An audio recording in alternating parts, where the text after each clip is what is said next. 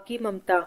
एक छोटे से कस्बे में समीर नाम का एक लड़का रहता था। बचपन में ही पिता की मृत्यु हो जाने के कारण परिवार की आर्थिक स्थिति बड़ी दयनीय थी। समीर की माँ कुछ पढ़ी लिखी जरूर थी, लेकिन उतनी पढ़ाई से नौकरी कहाँ मिलने वाली थी। सो घर घर बर्तन मांजकर और सिलाई बुनाई का काम करके किसी तरह अपने बच्चों को पढ़ा लिखा रही थी। समीर स्वभाव से थोड़ा शर्मीला था और अक्सर चुपचाप बैठा रहता था। एक दिन जब वो स्कूल से लौटा तो उसके हाथ में एक लिफाफा था। उसने माँ को लिफाफा पकड़ाते हुए कहा, माँ, मास्टर साहब ने तुम्हारे लिए ये चिट्ठी भेजी है। ज़रा देखो तो इसमें क्या लिखा है। माँ ने मन ही मन चिट्ठी पढ़ी और मुस्कुराकर बोली, बेटा, इसमें लिखा है कि आपका बेटा काफ़ी होशियार है। इस स्कूल के बाकी बच्चों की तुलना में इसका दिमाग बहुत तेज़ है और हमारे पास इसे पढ़ाने लायक शिक्षक नहीं है। इसलिए कल से आप इसे किसी और स्कूल में भेजें।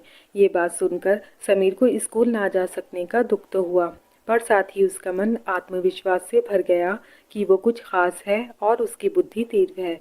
माँ ने उसका दाखिला एक अन्य स्कूल में करा दिया। समय बीतने लगा। समीर ने खूब मेहनत से पढ़ाई की। आगे चलकर उसने सिविल सर्विसेज परीक्षा भी पास की और आईएएस अफसर बन गया। समीर की माँ अब बूढ़ी हो चुकी थी और कई दिनों से बीमार भी चल रही थी और एक दिन अचानक उनकी मृत्यु हो गई। समीर के लिए ये बहुत बड़ा आघात था। वह बिलक बिलक कर रो पड़ा। उसे समझ नहीं आ रहा था कि अब अपनी माँ के बिना वो कैसे जिएगा। रोते रोते ही उसने माँ की पुरानी अलमारी खोली और हाथ में उनकी माला, चश्मा और अन्य वस्तुएं लेकर चूमने लगा। उस अलमारी में समीर के पुराने खिलौने और बचपन के कपड़े तक संभाल कर रखे हुए थे।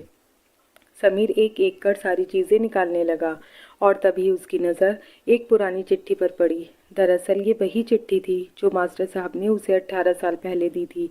नम आंखों से समीर उसे पढ़ने लगा। आदरणीय अभिभावक, आपको बताते हुए हमें अफसोस हो रहा है कि आपका बेटा समीर पढ़ाई में बेहद कमज़ोर है और खेलकूद में भी भाग नहीं लेता है। जान पड़ता है कि उम्र के हिसाब से समीर की बुद्धि विकसित नहीं हो पाई है, अतः हम इसे अपने विद्यालय में पढ़ाने में असमर्थ हैं। आपसे निवेदन है कि आप समीर का दाखिला किसी मंदबुद्धि विद्यालय में कराएं अथवा खुद घर पर रखकर इसे पढ़ाएं। सादर प्रिंसिपल।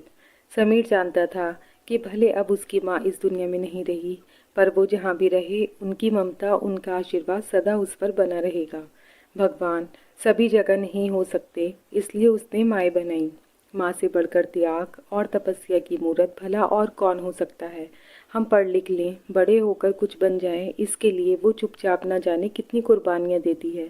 अपनी ज़रूरतें मारकर हमारे शौक़ पूरे करती है। यहाँ तक कि संतान बुरा व्यवहार करे तो भी माँ उसका भला ही सोचती है।